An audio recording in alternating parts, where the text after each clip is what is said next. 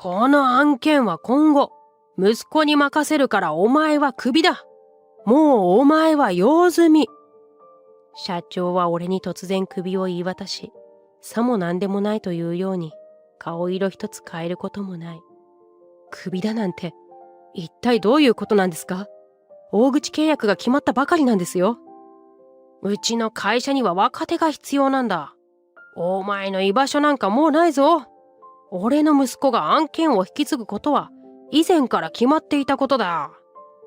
首を宣告され、青ざめてにじり寄る俺に、社長は容赦なく冷たい言葉を浴びせてきた。俺がこの一大案件を契約にこぎつけたら、俺をクビにして自分の息子に引き継がせる。そんなシナリオを社長は以前から考えていたのだろう。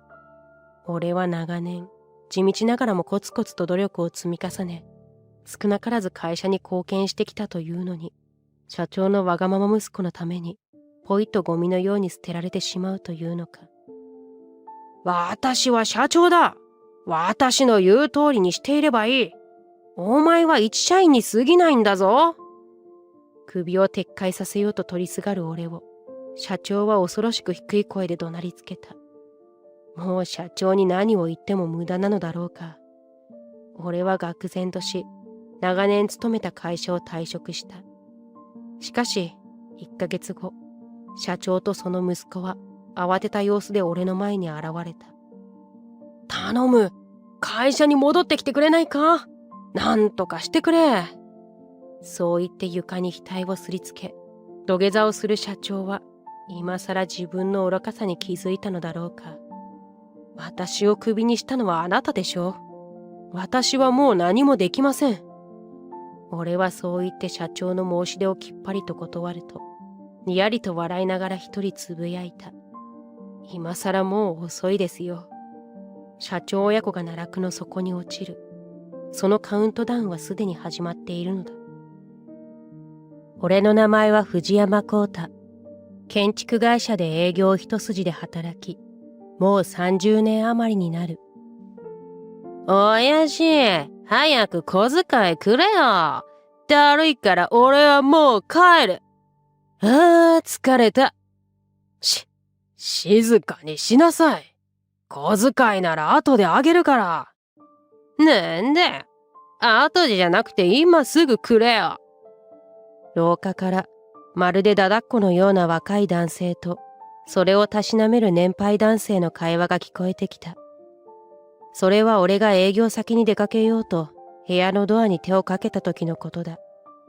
親父？誰かの息子さんでも来ているのだろうか。俺が廊下に出ると、声の主と思われる年配の男性が俺にゆっくりと近づいてきて、さっきとは違う物静かな声で話しかけてきた。藤山くんだね。はい。恰幅がよく、上質そうなスーツに身を包んだ紳士。その男性の顔を見て、俺はすぐに誰なのかを理解し、緊張した返事をする。例の大規模工場の案件だが、あれは社運をかけた大きなプロジェクトだ。君がきっと成功させてくれると、私は信じているよ。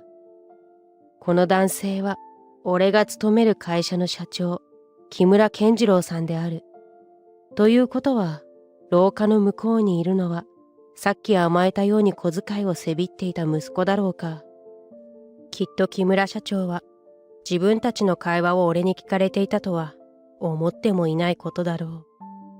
恥ずかしい親子の会話だったが、しかしそんなことより、木村社長がわざわざ足を止め、俺に声をかけてくれたということの方が、俺にとっても重要なことだった。はい、現在、今月末のプレゼンの用意を進めています。お任せください。そんな風にすぐに俺が胸を張って答えたのは、プレゼンにある程度の自信があったからというのもあるが、木村社長が俺の顔を覚えてくれていたという嬉しさからでもある。何にしろ、入社30年以上にもなるというのに、前社長も含めて社長と直接話したことさえ初めてだったので、それだけでも嬉しくて、身の引き締まる思いだった。では、失礼します。俺は一礼すると、その場を後にし、木村社長と別れた。親父、あのおっさん誰だよ。あれが例の藤山だよ。去り際に息子のたわごとに答える。そんな社長の低い声が聞こえたのは、俺の空耳だったのだろうか。ここのところ、俺は1000人規模の人員が収容できる大規模工場の案件を手掛けていて、数年前からクライアントに足を運び、営業をかけていた。工場が建設される小さな町には、これといった産業もないが、この工場ができれば、近隣住民の就労が確保され、工場周辺の道路の整備、住宅、大型商業施設の建設なども合わせて予定されている。まさに地域全体の活性化につながる一大事業と言える。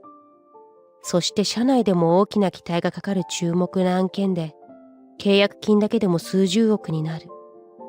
その他付随する様々な工事の受注も期待でき、契約がまとまれば、我が社も大きく飛躍することになるだろう。月末に他の企業と競合でプレゼンが行われ、受注先が決定されるので、俺はその最終段階の用意に追われていた。いよいよプレゼン当日、有言実行とでも言うのだろうか。俺は木村社長にお任せください。そう言ってしまったが、それは他でもない自分を奮い立たせるためでもある。きっとうまくいく。プレゼンを目前にして、俺は呪文のように唱え続けた。そうして挑んだプレゼンであったが、結果は成功。我が社が案件を受注できることが決定し、俺は取り急ぎ会社に戻り、木村社長に報告することにした。木村社長は俺の顔を覚えていて、直々に激励してくれたのだし、きっと喜んでくれるに違いない。俺は急いで会社に戻り、社長室まで行くと、流行る心を抑え、ドアをノックする。営業部の藤山です。ああ、藤山くんか。入りなさい。木村社長のあの物静かな声が聞こえた。契約の成功を一刻も早く伝えたくて勢いよくドアを開けると、木村社長は正面の大きな社長用の椅子に腰掛け、俺に静かに微笑んでくれた。失礼します。木村社長、プレゼンは成功し、我が社が案件を受注することになりました。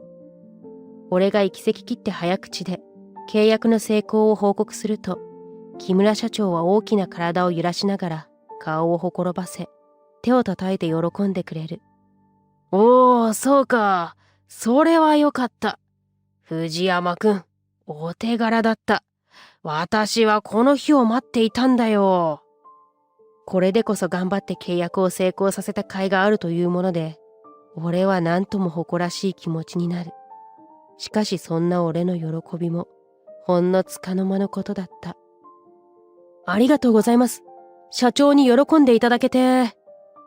これで安心して、君にはやめてもらえる。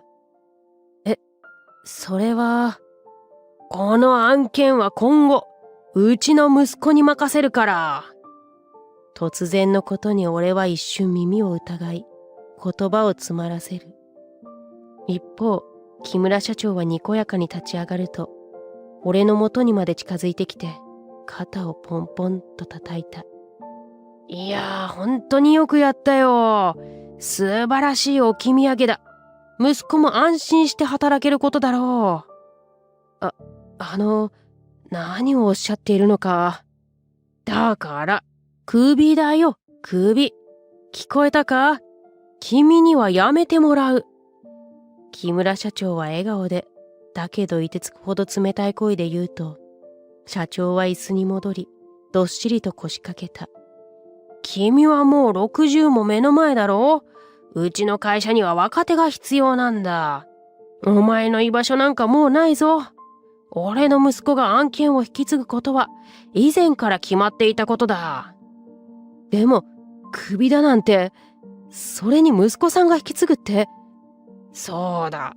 息子が引き継ぐから、お前は用済みなんだよ。何度も言わせるな。そんな、ありえない。わけがわからず動揺した俺は、木村社長ににじり寄った。いつか廊下で会っただだっこのようなあの息子がこの案件を引き継ぐというのか。あんな息子の代わりに俺を辞めさせるとは、どうにも納得がいかない。木村社長のあのわがまま息子のために、俺はポイッとゴミのように捨てられてしまうというのか。俺にも家庭があり、妻や子供もいるのだし、そう簡単に引き下がれない。いきなり首を宣告した木村社長に、俺は問いただすしかないが、木村社長はだんまりを決め込んでいる。木村社長、なんとか言ってください。こんなこと納得できません。うるさい。私は社長だ。私の言う通りにしていればいい。君は一社員に過ぎないんだぞ。首を撤回させようと、なりふり構わず取りすがる俺を、社長は恐ろしく低い声で怒鳴りつけた。社長のあの穏やかに話す上品な紳士のイメージは、もうどこにもない。私はこの契約のために何年も前から、しつこい。さっきも言ったが、うちは若返りは図っているんだ。君のリストラは本来、もっと前に行われる予定だった。それをこの案件を担当していたから、先延ばしにしてやっていた。そのことを感謝してほしいくらいだ。そう言って、木村社長がふんと鼻を鳴らす。君にはやめてもらう。すでに決定したことだ。もういい加減にしてくれ。その後も俺は必死に訴えたが、社長は俺の言葉を遮り、突き放したようなことを繰り返し言うだけで、もう俺の顔を見ようともしなかった。がっくりと肩を落として俺は立ち尽くす。報告に来た時は、木村社長とここで固く握手を交わし、喜びを分かち合い、万歳というつもりだったのに、しかしそれは俺が勝手に思い描いていたことに過ぎなかった。思えば木村社長が俺の顔を覚えていて、以前直接声をかけてきたことがおかしなことだったのだ。俺に目をつけて大きな取引をまとめさせ、うまくいったら息子に引き継ぐために俺をクビにする。そんな社長のシナリオはあの頃から、いや、もっと前から出来上がっていたものなのかもしれない。会社の若返りなんて方便だろう。俺はうなだれたまま社長室を出た。そしてよく思い出せないが、いつの間にか営業部に戻っていた。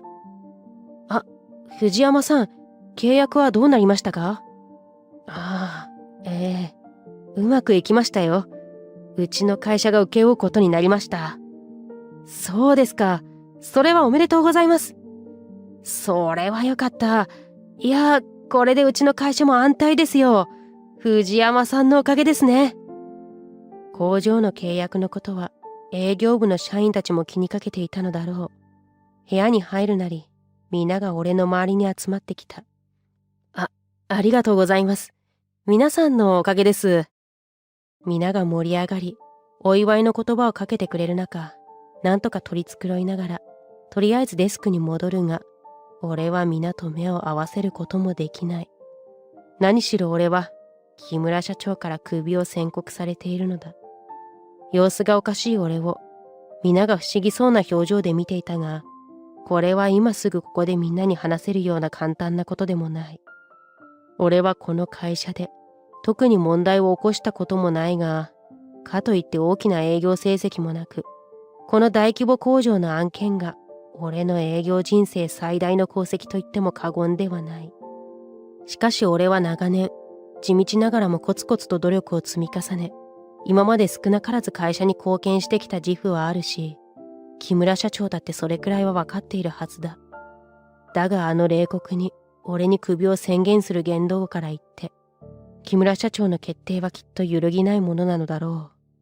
顔色一つ変えずに、俺に首を言い渡した木村社長の表情を思い出し、俺は退職を決意した。そして迎えた俺の退職当日、木村社長の息子が営業部にやってきた。今日からうちの息子がこの営業部で働くことになりました。皆さん、よろしくお願いしますよ。そう言って、親バカ丸出しの満面の笑みを浮かべ、木村社長がわざわざ息子を紹介するも、営業部に何か白々しい空気が流れた。何しろ、営業部の中でも俺が木村社長の息子と入れ替わりで退職することはすでに周知のことなのだ。そして当の木村社長の息子は木村社長の横で何か言うわけでもなく、木村社長に背中をつつかれ、とぼけた顔でひょいと頭を下げるだけというお粗末な挨拶をする。木村社長とその息子が二人並ぶと、その大柄な体型がそっくりで、一目でこの二人は親子だとわかるのが奇妙に思えた。その後、木村社長の息子は他の社員に何やら耳打ちすると、俺の方につかつかと歩いてきた。おい、おっさん、引継書はちゃんと作ってあるんだろうな。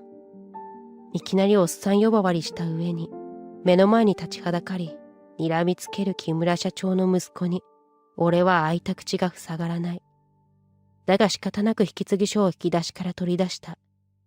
ここにまとめてありますから、よく読んでください。そうか、おっさんでもやればできるんだな。俺のためにやめてくれてありがとう。木村社長の息子は引継書を受け取ると、そう言ってねぎらう様子もなく、明らかに俺を蔑むように笑っている。あの案件は俺に任せておけ。あんなもんちょろいもんだ。おっさんにはもう用はないぞ。あくまでも偉そうな物言いをする社長の息子は、そう言って愉快そうに笑っている。社長の息子のあまりの言動に、俺は言葉もない。俺が苦労して契約した案件を何だと思っているのだろう。こんな奴にあの案件を譲ることになろうとは、どうにも気が収まらないが、今日で俺は退職するのだし、もう気にしても仕方のないことだ。俺は苛立つ心を抑えながら、自分の荷物やデスク周りの片付けを始めた。藤山さん、大きな契約が決まったというのに、木村社長の息子と交代だって信じられないな。周りからそんな声が聞こえてくる。社員たちと別れを惜しみ、俺は長年勤めた会社を退職した。さて、それから1ヶ月ほど後のことだ。俺は時間ができたので、自宅の掃除をしていると、知らない番号から携帯に着信があった。はい、私だ。木村だよ。藤山だろう。ふと電話に出てみると、それはあの木村社長からだった。退職して、もうこの声を聞くこともないと思っていたというのに、一体何なのだろうか。そうですが、木村社長、どうしたんですか？お前、今すぐ会社に来い。今さら、どういうことですか？例の大規模工場の案件だが、先方がお前が担当でないなら、契約を破棄すると言っているんだ。お前、担当者に何か吹き込んだんじゃないか？とにかく早く来るんだ。退職した会社で何があろうと関係ないし、聞きたくもない木村社長の声を聞かされ、俺はげんなりするだけだ。だが、そんな俺の気持ちなどお構いなしで、木村社長は慌てた様子でがなり立てている。工場の案件は元はといえば、お前のものなんだから、さっさと対応しろ。どうせ暇だろうが。そんな、担当は息子さんになったんですよね。私は知りませんよ。おい、つべこべ言わずにお前が何とかするんだ。自分勝手なことを言い続ける木村社長に驚くしかないし、あまりにも大声で怒鳴るので、俺は携帯から耳を離す。私をクビにしたのはあなたでしょ？私はもう何もできませんよ。俺はそう言って、何やらわめき続ける木村社長との通話を終わらせた。それにしても、クビにした俺に対応しろとは、どういう神経なのだろうか。しかも人に物を頼んでいるとは思えない木村社長の高飛車な言い方にもへきへきした。あまりに無茶苦茶なことばかりで、俺は一人苦笑し、そしてあんな社長のいる会社はさっさと退職して正解だったと思う。ところが、そう簡単には縁は切れなかった。その翌日、木村社長が親子で俺の自宅にやってきたのだ。藤山くん、君に折り入って頼みがある。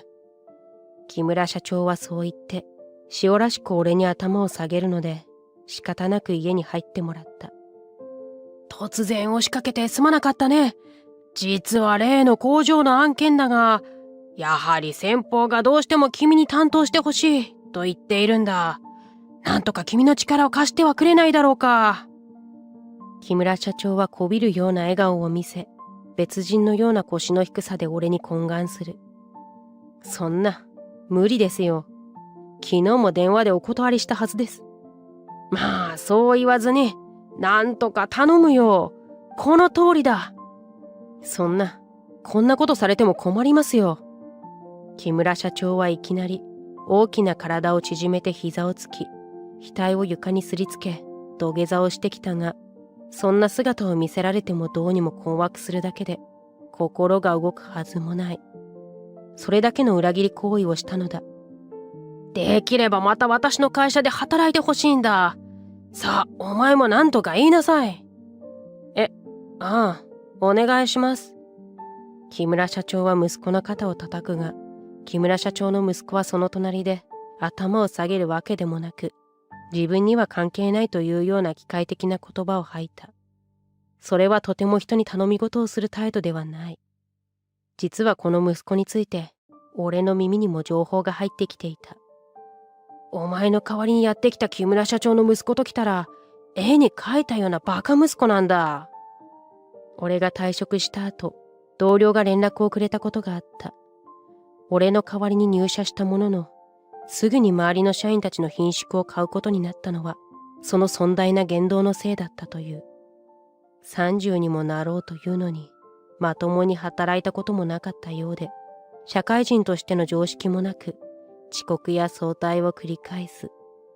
そして木村社長の息子だからといって、他の社員たちに命令口調で物を言ったり、仕事を教えてもまともに聞きもせずに、何かというと、俺は社長の息子だと息巻いたりするそうだ。同僚の話だけでも呆れていたのだが、今日は目の前でその姿を見せられ、想像以上だったことを知った。信じられないことに、土下座をする木村社長の横で暇そうにスマホをいじり始めたのだ。これほどのバカ息子のために、俺はクビになったのだと今更思い知らされ、俺は目の前にいる木村社長に改めて腹が立った。藤山くん、なんとか考え直してくれないか。木村社長、私は再就職も決まっています。これから忙しくなりますので、手を貸すことはできません。まだ膝をつき、ペコペコと頭を下げ続ける木村社長に、俺は静かに告げた。実は俺は、木村社長の会社のライバル会社に再就職が決まっていた。長年、営業一筋で仕事をしていた俺は、様々な営業先や他社とのつながりもあり、顔が広い。藤山くんをクビにするなんて、どうかしているよ。君は高い営業のスキルを持っている。それは私がよく知っていることだ。今度はぜひ、うちで働かないか？かつてのつてを使い、再就職先を探していたところ、ライバル会社の社長がそう言って俺に声をかけてくれたのだ。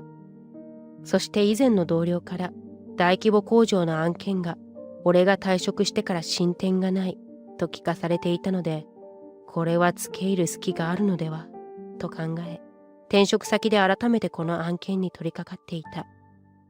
俺の心の中で、足かせとなってどうしても離れない木村社長への復讐と案件を取り戻すために、そんな再就職は断って、またうちの会社に戻ってくれ。俺の動きを知らない木村社長が繰り返し頭を下げ続ける。よくもそんなことが言えますね。私をクビにしたのはあなたでしょ？ご自分がなさったことを忘れたんですか？とにかく私はもう何もできません。あなたたちで何とかしてください。俺は冷たく言い放ち、木村社長とその息子を家から追い出した。肩を落として去っていくその背中は、まるでいつかの自分を見ているかのようであった。さて、その後、工場の担当者と連絡を取ると、俺がライバル会社に転職したと聞いて驚いていた。藤山さんが退職してしまったので困っていました。私どもは藤山さんと契約したようなものですからね。担当者はそう言って、木村社長の会社との契約を破棄し、俺の転職先のライバル会社と契約をしてくれた。一度決定した木村社長の会社との契約を破棄し、すぐに他社で同じ契約を結ぶ。それは木村社長の会社と縁を切り、二度と取引はしないということも意味している。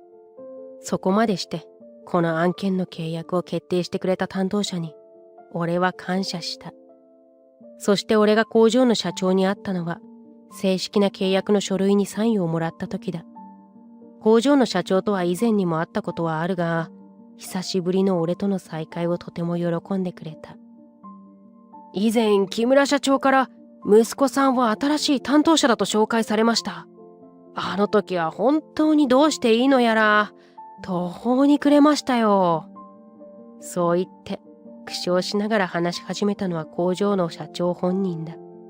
木村社長は息子をよろしく、と頭を下げるも、木村社長の息子はやはり挨拶もしないで突っ立っているだけで、何を質問しても答えるのは部下の社員。木村社長の息子や木村社長自身も何も業務や契約について理解している様子はなかったそうだ。いやー、藤山さんが来てくれてよかった。私どもも契約をした途端に担当者が変わり、しかもそんな状況でしたので、本当に困り果てていたところでした。その日はすぐに木村社長親子を追い返してしまいましたよ。そう言って工場の社長は笑ってくれたが、額に汗をにじませている。その時の状況が目に浮かんで、工場の社長がどれほど困惑させられたかと思うと、申し訳ない気持ちでいっぱいになった。私は転職して勤め先は変わりましたが、しっかりとこの工場の建設について最後まで責任を持ってやらせていただきます。どうか、お任せください。お任せください。気がつくと、またこの言葉を使っていたが、俺がこの言葉を使うときは、もちろん自信があるときだ。転職前に、もうプランはすでに出来上がっていたし、あれから十分な時間があったので、いろいろ補足することもできた。工場建設はきっとうまくいくという確信がある。藤山さん、本当にありがとう。これで安心です。よろしくお願いしますよ。目を潤ませながら、工場の社長は俺の手を取り喜んでくれた。これが俺の望んでいたものなのだと思う。相手の望んでいるものと引き換えなしに、利益を得ることはないのだし、それがビジネスなのだと思っている。それからしばらくして、木村社長の会社から俺のいるライバル会社に何人も転職者が入ってきた。お前もさっさと辞めて正解だったよ。木村社長の息子が来てからというもの、どうしようもなくてな。あの親子についていけない社員が次々と辞めてしまい、以前の半分くらいの人数になってしまったんだ。かつての同僚は耐えきれなかったようで、俺に訴えるように教えてくれた。その後、木村社長の会社は、社員の流出により請け負える仕事も激減、業績も悪化の一途をたどり、さらに社員が辞めていくという負のスパイラルに陥ったと聞いている。最後に今残っているのは、木村社長親子くらいで、会社が潰れるのも時間の問題だ、ともっぱらの噂だ。一方、俺は転職先でも順調に契約を成立させている。大きな仕事はできなくても、これまでのキャリアと実績を生かし、小さな契約もコツコツと丁寧に進めていく。俺はこんなやり方しかできないが、さらなるステップアップを図ろうと、新しい道を歩き始めた。